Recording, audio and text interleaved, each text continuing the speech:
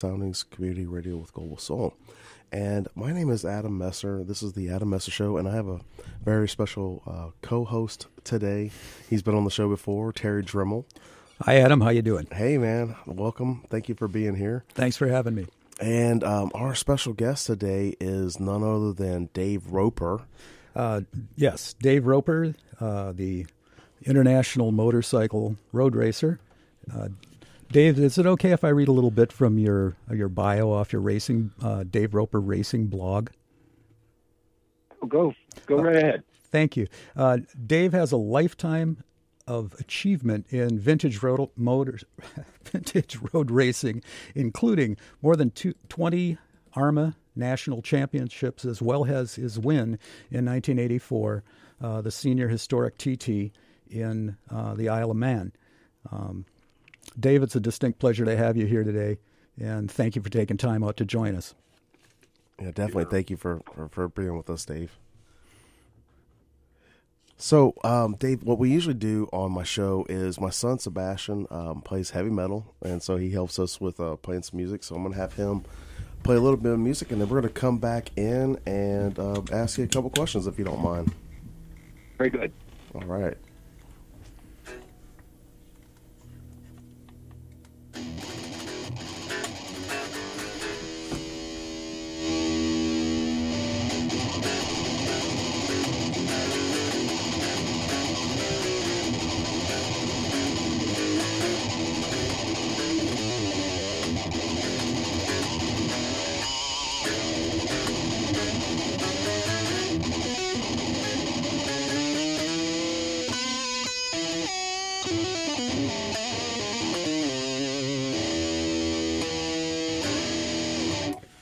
Awesome, thank you. So, Terry, you want to get us started? Well, let's do it this way, Dave. Let's get your origin out of the way. Can you give us just a little overview of your racing career and how you got started? I grew up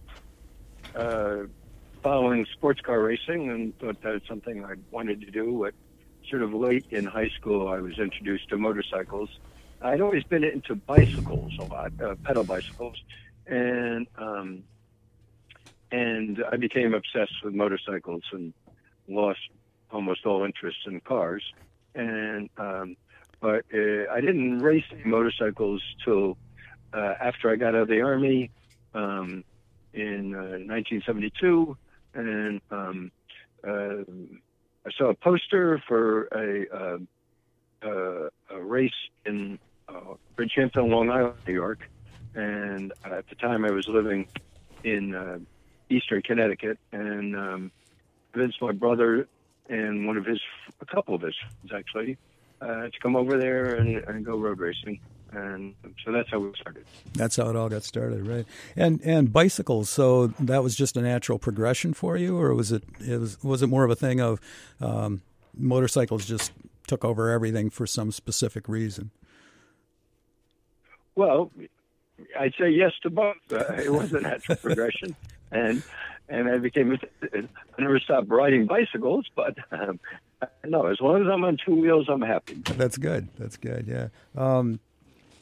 So, was there a specific catalyst, though, I guess is what I'm kind of wondering about, because people do things for different reasons. Some people write, some people paint, whatever. You're doing your thing on motorcycle, and a lot of people find that a little, hazardous. It's got to be a conscious decision.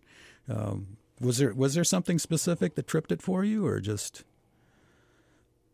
I think it's a very nice mix of the sensual and the cerebral.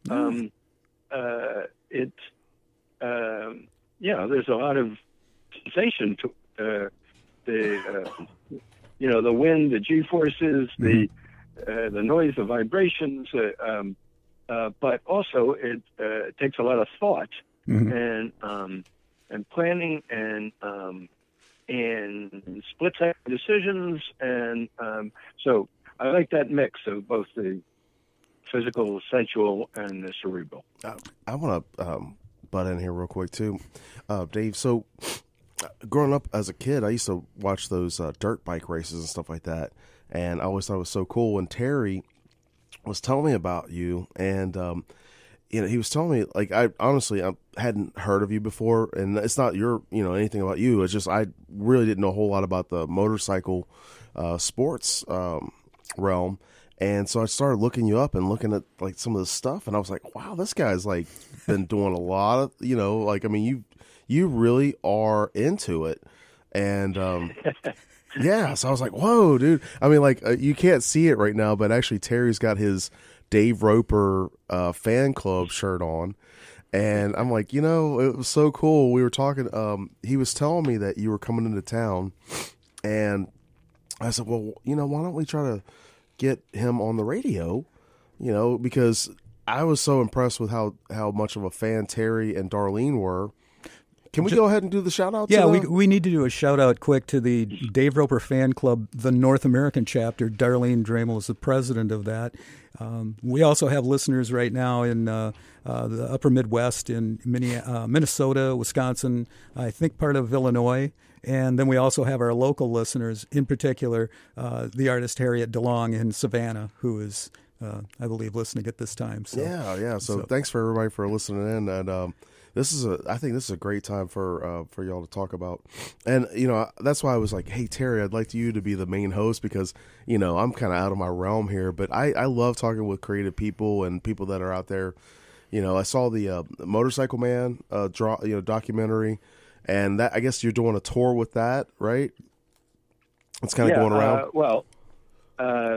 The filmmaker Daniel Levering has submitted it to the film festivals around the world, and it's been shown at half a dozen by now, and is scheduled to be shown at several more in the near future. You're being way too modest, Dave. We know that particular documentary. It won the Best Short Film at the 2019 Newbury Documentary Film Festival.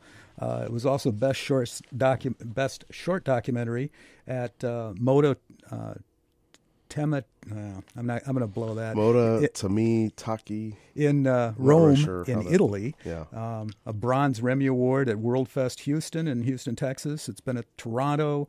How's this? French Riviera. I mean, Dave, seriously. You're a film about you in the French Riviera. I mean, that's got to kind of puff your leathers up just a little bit, doesn't it? Yeah, but we have to give credit to Daniel Levering, Absolutely, who made the film. I'm just merely the subject, and he did a superb job. And well, it feels a little odd to me to be going around looking at a film myself. Seems a bit narcissistic, but it's also been great fun and a great opportunity to see a different place or to catch up with old friends and new friends. And so I very much enjoyed the process so far. We do need to do a shout out to Daniel Levering, the director, producer, and photographer of that particular film. It's called Motorcycle Man. It's a documentary about the life and times of Dave Roper, who we're interviewing here today, obviously. And Dave, you're coming into town next week, is that right? Yes, I'll probably get there Friday. Friday, okay. So can you tell us a little bit about what you're going to be doing in Savannah next week? Yes, there's going to be a race at Roebling Road, which is just west of Savannah there in Bloomingdale, just beyond Pooler. Roebling Road Raceway, and traditionally it has been one of the early races of the season because it's relatively mild down there. Although this year the opening race of this organization's season was last weekend at Laguna Seca, California, near Monterey, and so I just got back from there on Monday and had a very successful weekend there. Oh, congrats. That's awesome. Yeah, I actually, we don't live in Bloomingdale, but when I first moved to Savannah, I lived in Bloomingdale. And so I know where you're talking about right down there. I've never been there before, though. It's kind of cool. Is that on Saturday or Sunday, or what day is that going to be on? It's actually they're having practice on Thursday and Friday. Okay. And then they'll be racing Saturday and Sunday. And the programs Saturday and Sunday are identical. Each day is sort of counted as a separate round of the series. Oh, really cool. That's awesome. And practice in the morning each day, probably till 11 o'clock, and then break for lunch from 11 to noon, and then racing from noon to about 5 p.m. Is that something that the fans can come out and talk with you? I mean, because you seem like a really open and approachable kind of guy. Oh yeah, certainly. It's a little bit unusual in that racetrack in that the paddock is inside the racetrack. So you have to actually cross the racetrack to get into the paddock. And so, they open access to that between races and between practice sessions. And so you might have to wait outside the track for a few minutes before you can come into the track. But no, certainly people can come there. Yeah. That's cool. And you're out in California right now, from what I understand. Or were you in? Oh, you were in California. I was in California last weekend. Now I'm at my home in Hicksville on Long Island, New York, about 30 miles east of New York City. Oh, wow. What's that like, traveling all over the world doing motorcycle racing? I think it's a great way to see the world. Right. Yeah, I love to travel. Sometimes, generally, I drive my bikes to events sort of east of the Mississippi River, and west, I'd fly out there. I own a bike that lives in California, so that's what I did last weekend. I just flew out there, and a friend who keeps and maintains the bike brought it to the racetrack, and then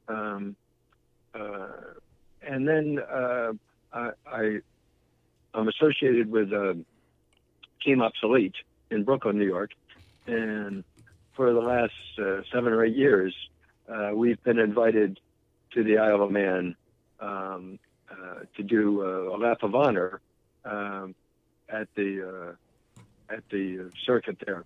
The Isle of Man is an island in between England and Ireland, and has sort of a funny political structure.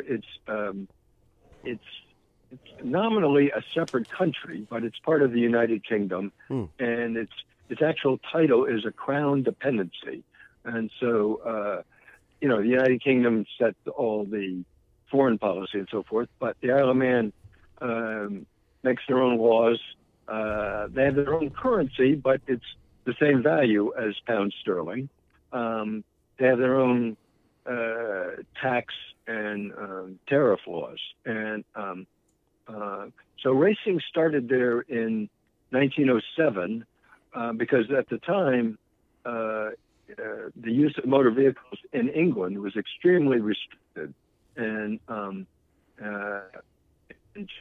the British, they were falling behind the Continentals in motorcycle development because they didn't have a place they could race their bikes. And so, but the Isle of Man, their own laws allowed racing on public. They shut down the public road and have racing on it. And so, since 1907, racing has gone on there. So it's has an extremely long tradition there, and it's a unique event. Used to be much more common that there would be racing on public roads. But particularly in the 50s, there were a number of accidents where spectators got hurt or killed from crashes and so forth. Right. And virtually almost everywhere in the world, racing on public roads was banned. And in response to that, many purpose-built short circuits were made where racing could continue. But it has continued on public roads in the Isle of Man and Ireland too. There's a strong presence of this in Ireland, both in the Republic of Ireland and in Northern Ireland. That's really awesome, Dave. Let me do a station ID real quick. You're listening to WRUU-LP Savannah, Georgia, 107.5 FM, WRUU.org. We are Savannah Soundings Community Radio with Global Soul. This is the Adam Messer Show, and I'm your host, Adam Messer, and my co-host today is Terry Drehmel. And we have our special guest today, Dave Roper, who is a well-known motorcycle racer. I mean, like, you do a lot, so it's pretty cool. So right before you were talking about the Isle of Man and the tradition that started in like 1907, I think Terry has like a couple of questions that he wrote out like this whole thing, and I think it's so cool. But I think Terry has a couple questions that he wanted to ask you that been kind of picking his brain a little bit. Well, it was just rattling around in my head. They've been racing at the Isle of Man since, you said, 1907, and my understanding of it was, in 1907, an American motorcycle won, but after that, it was an American. Was it an Indian that won there, Dave? It wasn't 1907. It was 1911. 1911. Excuse me. 1911, and the course changed in 1911, and what pretty much the same circuit that they use today. Indians, and not only won, they finished first, second, and third in 1911. Wow. And so then, in terms of an American road racer winning at the Isle of Man, when did that happen? That happened in 1984 when I won the 1984 Senior Historic TT. There was some confusion when I won the race as to whether I was the first American, because these American Indian motorcycles won in 1911, but we're all Brits. The winner was Englishman. Mm-hmm. Second place was an Irishman, and third place was an Englishman on the American motorcycles.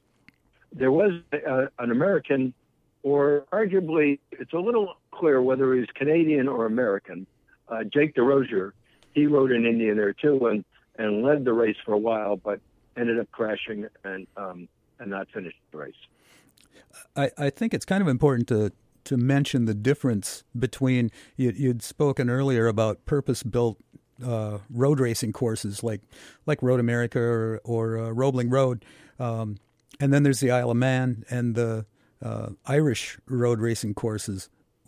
Can you give us a feel for what your take is as a racer on what the difference would be between, say, a race at Roebling and a race if you were to your 1984 race at the island? Vast difference. Just the island, it's park road and all on the island, and so the length of a single lap at the Isle of Man is 37 3/4 miles. The length of a lap at Roebling Road is just 1 mile. It's 4 miles. Hey, Dave, your phone is cutting out just a little bit with the signal. Can you hear us okay? Okay. Yeah, it's cutting out, like the signal's kind of in and out. We're only catching about half of what you're saying. You call back? Yeah, let me try to call you right back and see if we get a better signal. I'm going to call you right back. Thank you. Very good. I think what Dave was saying about in terms of laps, a lap at the Isle of Man is, I think it's 37.7, something like that, miles. Of course, I got it wrong. People are screaming right now saying, no, it isn't. It's roughly 37 miles and a little more. And then a lap at Roebling, you're figuring like 2 miles or something like that. Dave would know precisely what it is.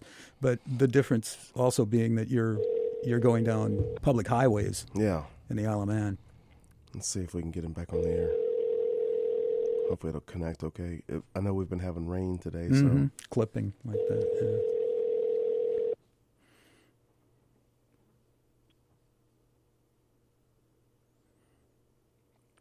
Yeah. Hello? Ominous silence. Hello? Let me try it again. Apologize, folks. We're having some phone signal issues. This is live radio. Yeah. So let me try to get Dave back on the line again. And it's got to be the signal tower.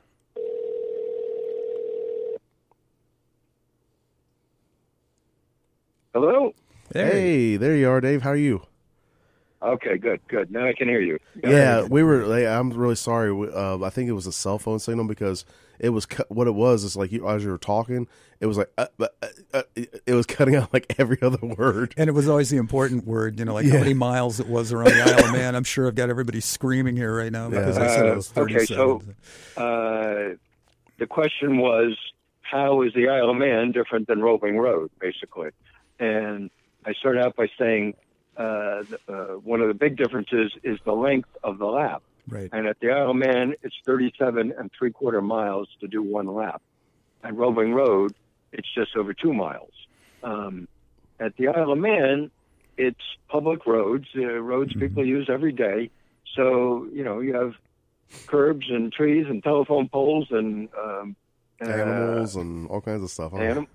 Yes. And whereas Roving Road is a very controlled environment, and there's runoff room outside of the corners if you were to fall, and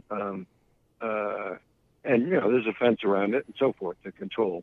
So this makes the Isle of Man very dangerous, because there's a lot of things to hit if you were to fall at speed, and the speeds there can be very high. They're long straightaways, downhill straightaways, and the modern bikes there get up to around 200 miles an hour. Whereas Roving Road has quite a long straightaway and quite a fast turn onto the straightaway. So bikes are going very fast there too. Not quite as fast as the Isle of Man, but it is a much more controlled environment.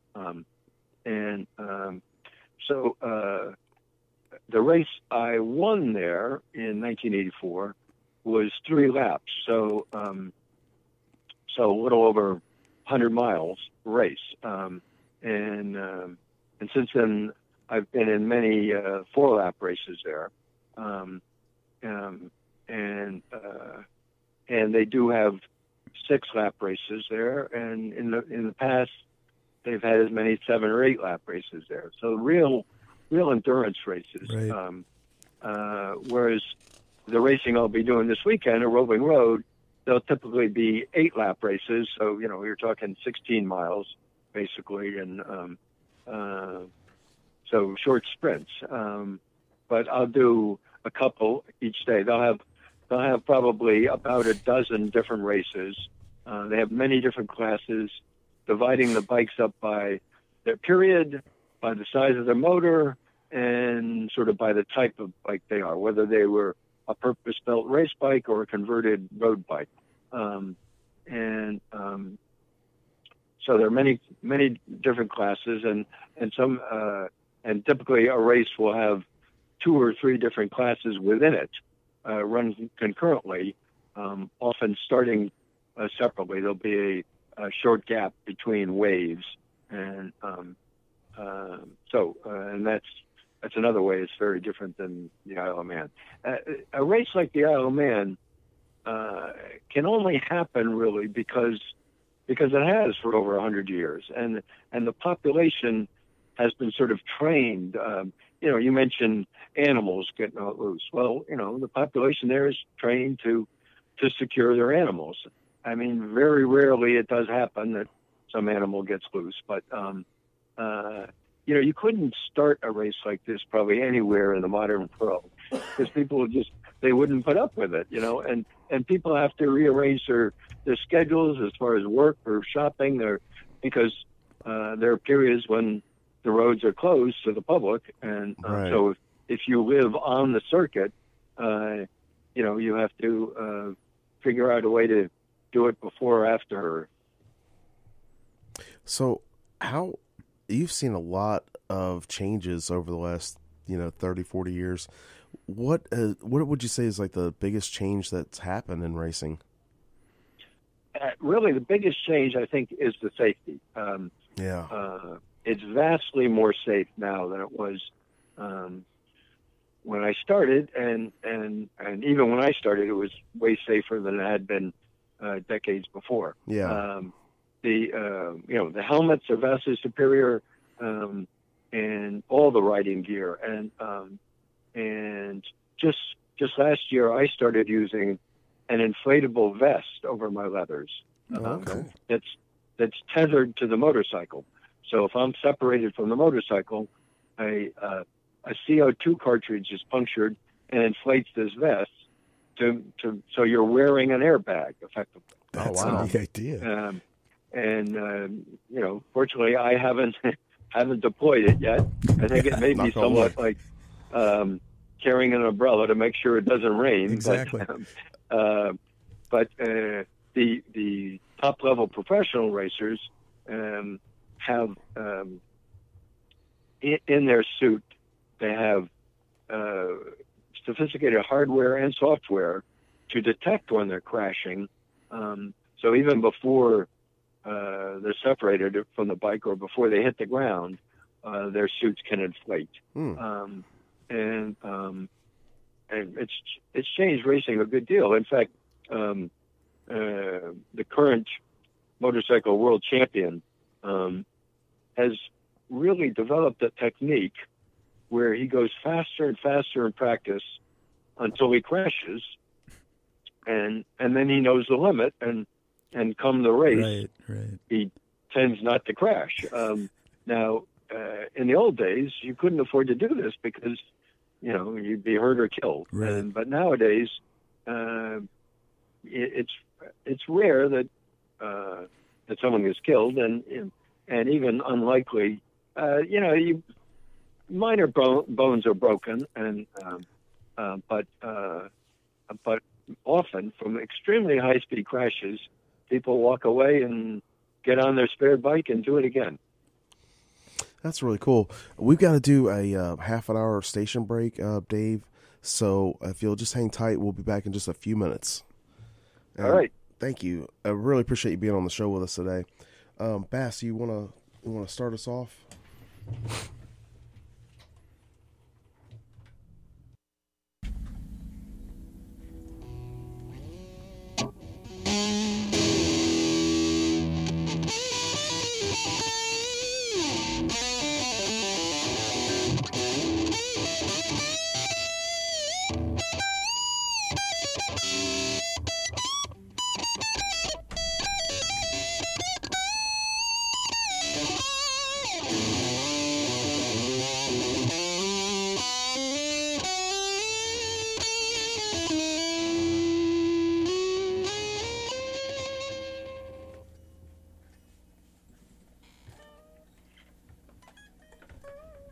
Soundings programming is brought to you by listeners like you and the 2020 Savannah Stopover Music Festival, running from March 5th through March 7th at numerous locations around Savannah.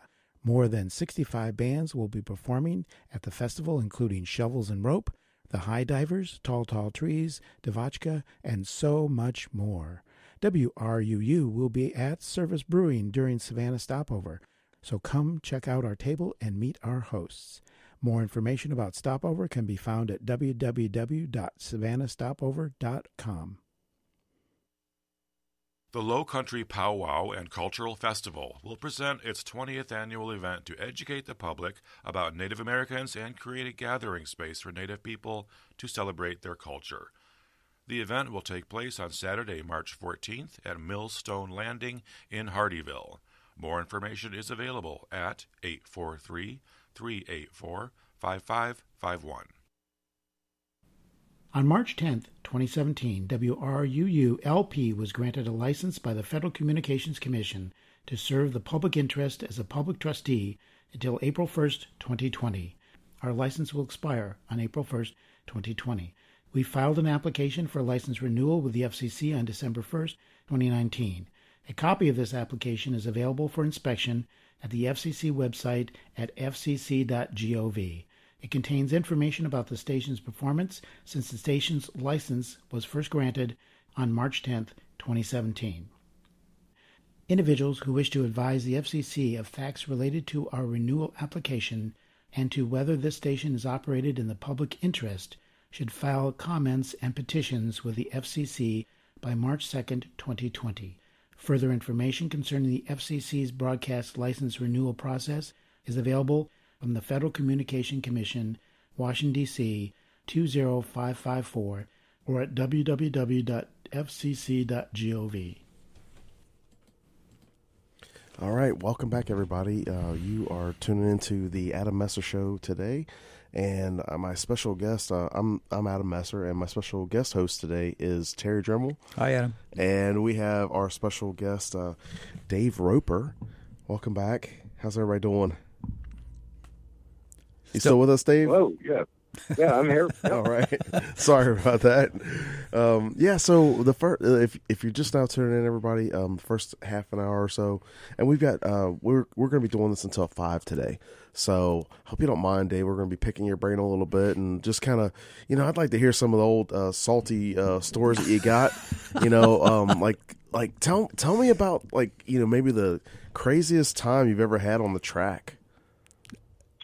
Ooh, that's a challenge. Remember, this is a family show now. Yeah. Family show. No cussing, no adult language. That race I did when at the Isle of Man was sort of a wild race in that it started late in the afternoon. So this is June in the Isle of Man. You're way far north, and it stays light very late. And so probably started the race at 5 or 6 p.m. Oh, wow. And it was dry, but on the first lap, you could see the clouds rolling in over the mountain. And on the second lap, it was raining in spots. But some spots were dry. And the sun, was relatively low on the horizon, so it would sort of dazzle off the raindrops on the windscreen. And so some places the road was dry, but it was raining. Other places the sun was out, but the road was wet, and it was very variable conditions. And there, they don't do a mass start. At that time, they were starting 2 bikes every 10 seconds. And so you're not actually racing the person, you're sort of racing the clock rather than your position on the course. So in other words, you could be, way back behind the person who's leading on the roads, but you could be leading the race because you've made up more time. Sure.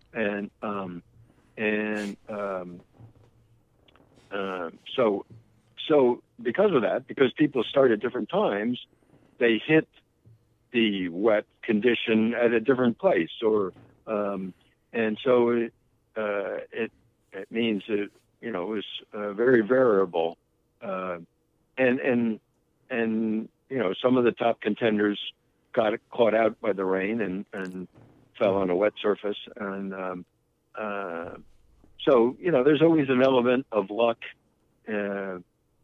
involved, and that works both ways.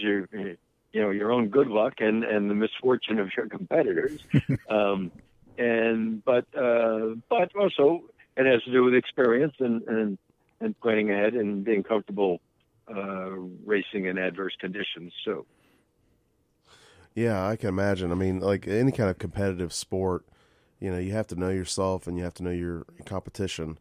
So, sometimes there are fluke things that happen, and it just kind of works out in your benefit. Yes. Yep.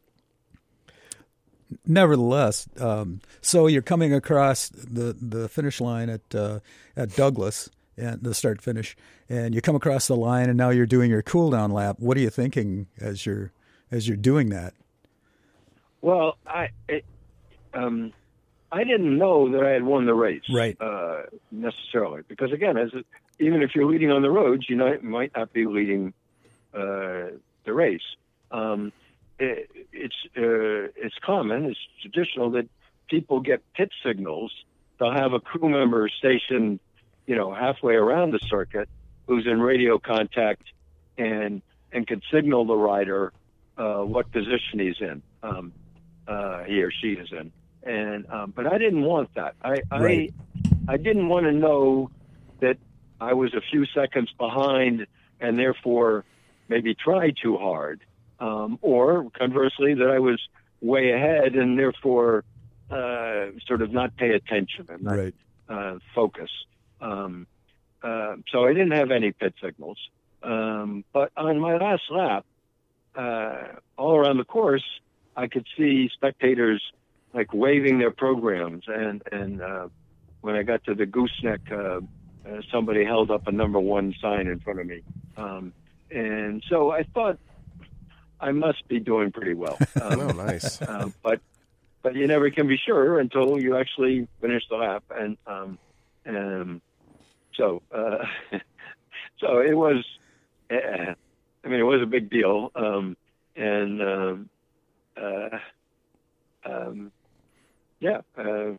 was very happy and proud. I understand there was some confusion on the last bit of it with the playing of the national anthem. That's an anecdote I remember. Yeah, I guess they had to scramble a bit.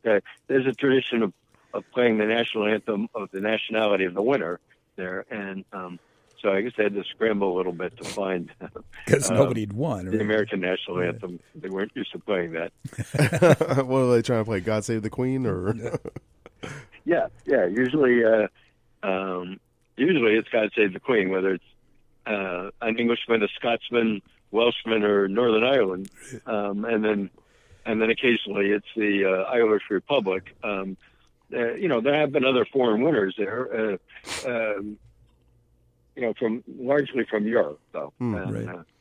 But I was the first American to win it. Since then, in 2010, an American won the electric bike race there. They started probably in 2008. They started doing a one-lap electric bike race, and Mark Miller, a Californian, won that race in 2010. So I have an oddball question, but you said the Isle of Man is kind of like their own nationality or whatever. What are the folks there called? Manians, or what? They're called Manx. Manx. M-A-N-X. Manx. Okay, I didn't know. I was like, yeah. It was so crazy because I was talking to Terry.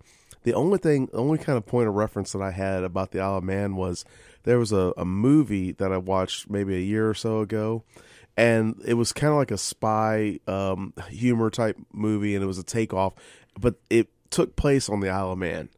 And I was telling Terry, I was like, it was called Manhorn, and it was kind of like a spy-fi, like spoof type thing.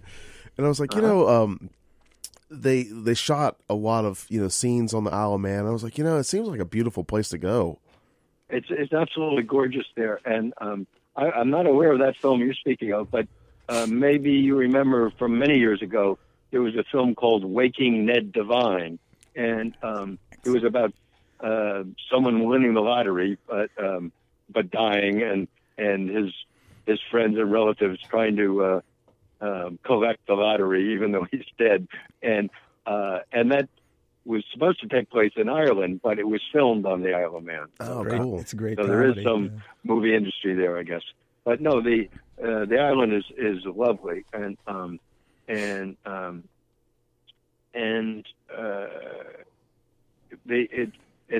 has the highest point of the island, Mount Snaefell, is I think 1,800 feet high. So there's a lot of relief there, and then the course goes from sea level up to I think it's about 1,200 feet at the highest point on the circuit. They're beautiful glens and the seashore, and there's a tradition of a lot of sporting events there. They do running races and cycle races and boat races there, and it's when the races started way back in 1907, it was a bit of a tourist destination in Victorian times, and the races were a big part of the economy as far as bringing people over to spectate at the races. Since then, it's become more of a financial center, offshore banking, and because they set their own tax laws, it's a bit of a tax haven for wealthy Brits, and so many wealthy people retire there, and or even before they retire, and a lot of sports figures who have very high incomes live there too, but it's also a center of there is some industry there and some aerospace industry and sort of high tech industry there too, but the financial center is a big part of their economy now. That's cool. But all these years they've continued on with the racing, and so it's kind of like a annual thing that they do, right? Yes, in fact, they have two big races a year, and in June they have what is called the TT races, and that stands for Tourist Trophy, because originally when the race started, it was sort of the rationale was sort of to improve touring bikes, and to test their endurance and so forth. And so in June is the International Professional TT races. In August, they have what has been the Manx Grand Prix, which is amateur level, national level competition. But in 1983, they started this historic race there. And so now it's been sort of rebranded as the classic TT for the old bikes, plus the Manx Grand Prix for modern bikes, and that happens in August. So it's still a big draw, and many people come over there, and it introduces many of the spectators to the island, and many of them end up retiring there or starting a business there or so forth. So the government is very much behind the racing. They feel like it fits with their brand of being sort of innovative and maybe risk taking and so forth. And so it's very unusual to have the government facilitating these motorcycle speed freaks to sort of go mad on their roads, but it works for them. And in Europe, it's really recognized as a huge thing. I mean, for example, I understand that you are recognized over there to this day. Obviously, you're still going over there occasionally, and you could be in a gas station and some elderly woman would say, "Oh, are you a tourist here?" And if an American was, and they said, "Yes, I am," and she'd say, "Are you from America?" "Yes." "Oh, you have Dave Roper." I mean, that's got to be an incredible thing for you to be recognized on that level. Well, it certainly it is flattering. I feel like I have a nice level of fame, and that it occasionally opens a door and meet interesting people. But on the other hand, it's not like I can't go out to dinner without being hounded. And, Right. I don't know how the Beatles lived. With that kind of celebrity. So I don't have to deal with that. But it is flattering to be recognized. Although it can be awkward too. Many times someone will call up to me and talk to me like they're my old buddy, and I have no idea who they are. Yeah, they know everything about you, and well, or they think they know everything about me. Right. They sort of know an image of me, but they don't know, the real me, and so it can be a little bit awkward, but a small price to pay, I'd say. Well, I can tell you this much. I was so taken aback by Terry's and Darlene's just passion about, talking about the races, and, and they were like, "Oh, this guy, Dave Roper's going to come into town, and, it's really, like a big deal." And I was like, God, that is one of the things about Savannah, because we have a lot of people from film that come into town, and Savannah's kind of like a little sleeper town. You can have different people that come into town, they do their thing, and you don't really get bothered, like paparazzi or folks kind of coming up to you and just harassing you as a as a celebrity or whatever. And but I was so taken aback by them. I was like, I've got this little radio show, and why don't we see if we could do something? So I really appreciate you taking time out of your Sunday to, especially with traveling and all that, and and getting and race prep too. I understand you were test riding this morning already.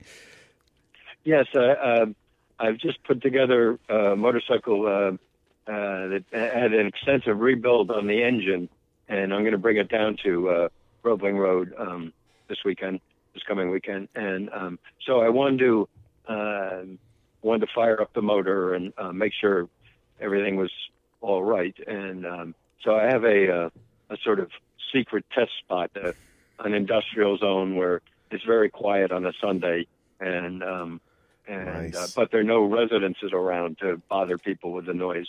Sure. And so I did that just before coming on the radio show, and everything worked well. The bike started right up, sounded good, oil tight, no leaks. So that was good to get out of the way. So are you a mechanic as well, Dave? Yes. I consider myself sort of a better rider than mechanic, but I do enjoy the mechanics, and I enjoy working with my hands, and so I do much of the work on the bikes myself. Awesome. I do farm out some of the stuff to specialists, and but yes. Do you kind of come up with like the idea of like, okay, well, I want to tinker with this or adjust this, and then make the adjustments yourself, or like you said, maybe farm it out? Is that kind of like? Can you just walk us through like in your mindset how it goes with? Well, I try and be very good about keeping records on the bike, and so every event I do, I have a pre-printed form that I fill out, and so record the number of laps I do and convert that into miles. So you get a feel for how long components last, and so forth, and you make notes about any little problem you have, and so you can address that before the next event and so forth. And I make notes of because when the nature of the circuit, some circuits are much faster than other circuits, so you have to change the gear ratios. You change the sprocket sizes on the bike. So I make note of what sprockets I use, so the next year when I go there, I've got an idea and can do a lot of that prep before I ever get to the racetrack. And you might change on these old bikes, with carburetors before fuel injection, you might have to change the jets in the carburetor depending on the weather conditions, and so again, I make note of that, and so that guides my maintenance of the bikes to a great extent. What are you riding right now in terms of race bikes, Dave? Just for the motorheads out there. I'm going to be bringing two. They're actually Harley Davidsons, but Harley Davidsons that were made in Italy in the '60s.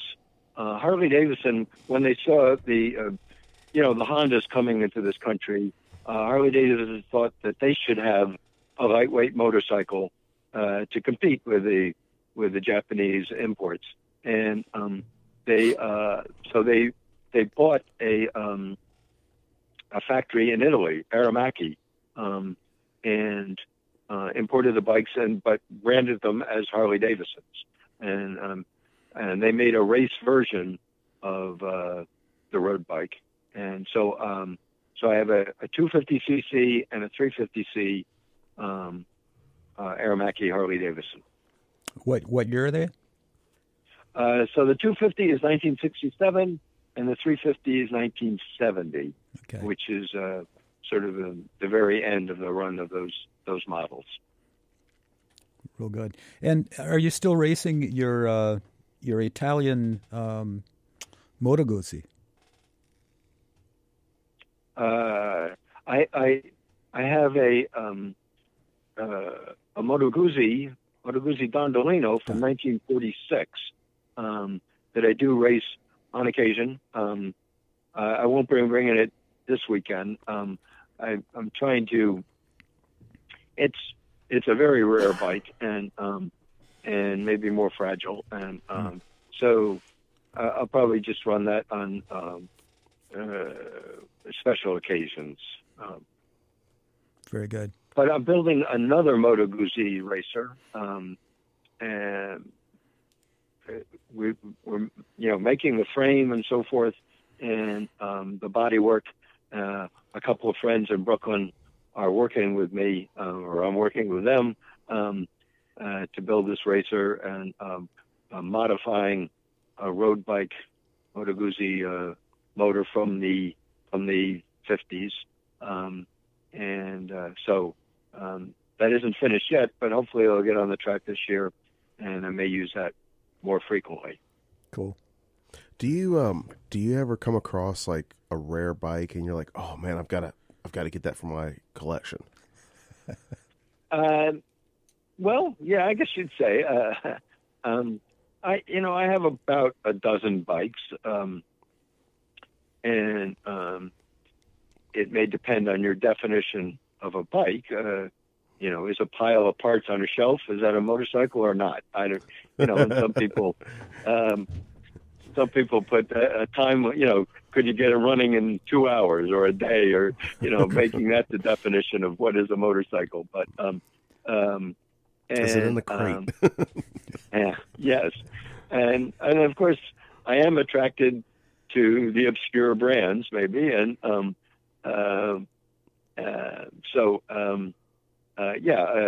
a while ago I bought a Horex, which is a German motorcycle from the 50s, which was quite popular in Germany, but very few were brought here. And so, the vast majority of people are not even aware of what a Horex is. And, but it's fun to have it. And it's like anything. There's fun in the rarity there. But that is a road bike, correct? Yes, the Horex is a road bike, correct. Yeah.